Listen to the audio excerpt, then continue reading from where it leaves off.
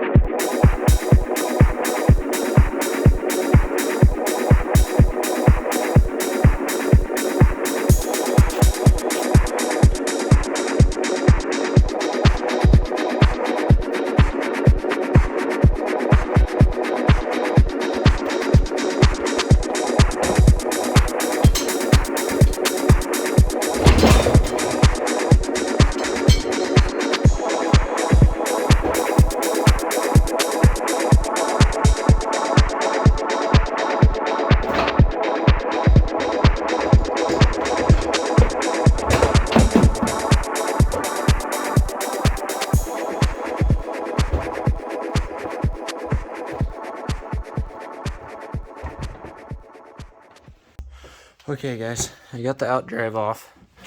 Proved to be more difficult than I had intended. Not gonna say that I did it the right way, because you don't really want to be sticking pry bars in here because this is a mating surface. But this shaft was seized in on the other side, so all it does is slip into the other side, and you can see it's just super dirty and stuff. So it was pretty seized in there. The U-joints are still good, it looks like. Everything like that, but you can see, you know, all the rust and stuff that was in there. Yeah, so that's what it looks like when you get it out. It just pulls right out of there. It is a little bit heavy. I'd say it's, I don't know, somewhere around 100 pounds, maybe 75. But you can see back here, I'll show you. It just goes through right there. See how there's no shaft in the middle there? Usually that shaft is right here going through this hole in the back here, and you can feel the splines back there. So now that's out. Basically, you're going to take these bolts out, take the 2 bolts out down there, and the whole engine's just going to lift out of there. Make my life a little easier. Or theoretically, you know, if it never goes according to plan. But yeah, that's what it looks like on the inside of this outdrive. And you can go further and pull all this other stuff out, but this is all you need to do in order to pull that drive shaft out. It's also a good opportunity to pull that and split it and put a new water pump and stuff in there because they're pretty prone to going out. So yeah, I will continue. Alright guys, so we're just about to pull the engine out. I got her chained up here. Pretty sure it's strong enough. I had it kind of up for just a second, just testing it out. Pulled the bolt out down there. There's one right there. Pulled that out. Pulled those 2 bolts out, which are these guys. Those are the ones at the back. And these are the ones at the front. I did it in another boat, and they were big old leg screws instead of machine screws like that. So sometimes they go right into the wood, sometimes they got a nut down there.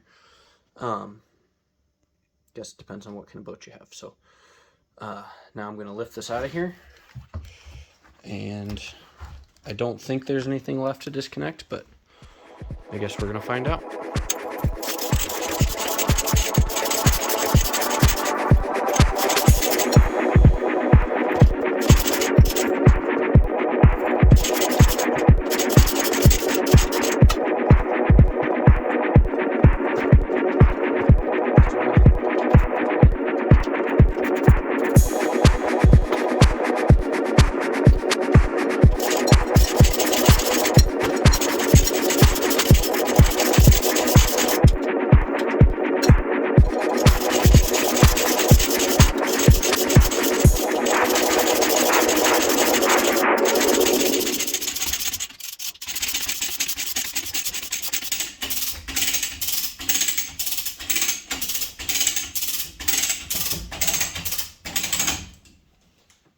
Perfect.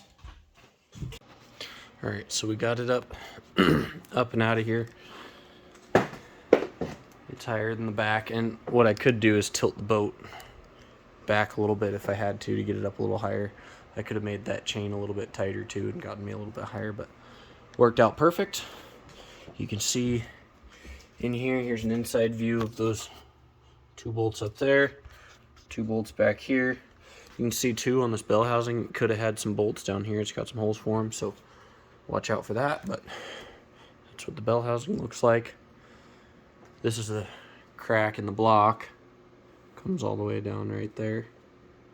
And then there's a significant crack in the head as well that I can show you. But it came straight out of there. I got caught on a few little things. I got caught on my fuel line. I got caught on this boot a little bit, but not too bad. It kind of just rubbed against it. Had to get that ground wire off there. Obviously I disconnected a lot of other stuff before now too. I got some bolts down there that I didn't put down there, so I'm gonna have to pull those out of there and figure out where they came from. And then this boat is a little tighter than most of the ones I've seen as far as the engine compartment goes. I was right up against that front part the whole time coming up, but it didn't really get caught too much. But most boats, it's open like throughout this whole back here that I've seen. This one's a Sunrunner mercruiser. It's like an 86 or so.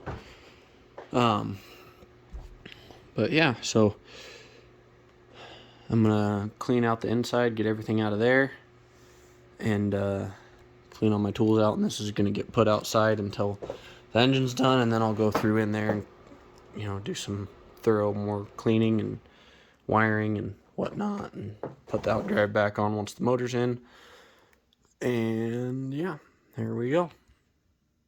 Alright, I just wanted to real quick show you guys these wrenches. I've had them for years and never had like a decent reason to use them.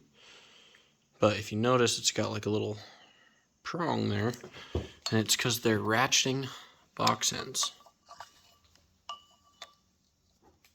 So they grab one way and don't the other, and it's good for cases like this where if you put a ratcheting one in there, you can't get it out.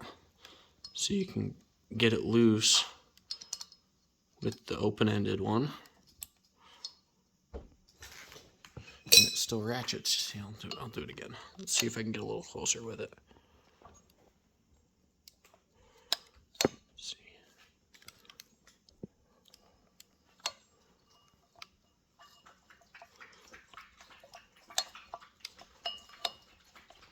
Sorry, I know my videotaping skills are not like 100%, but pretty fancy.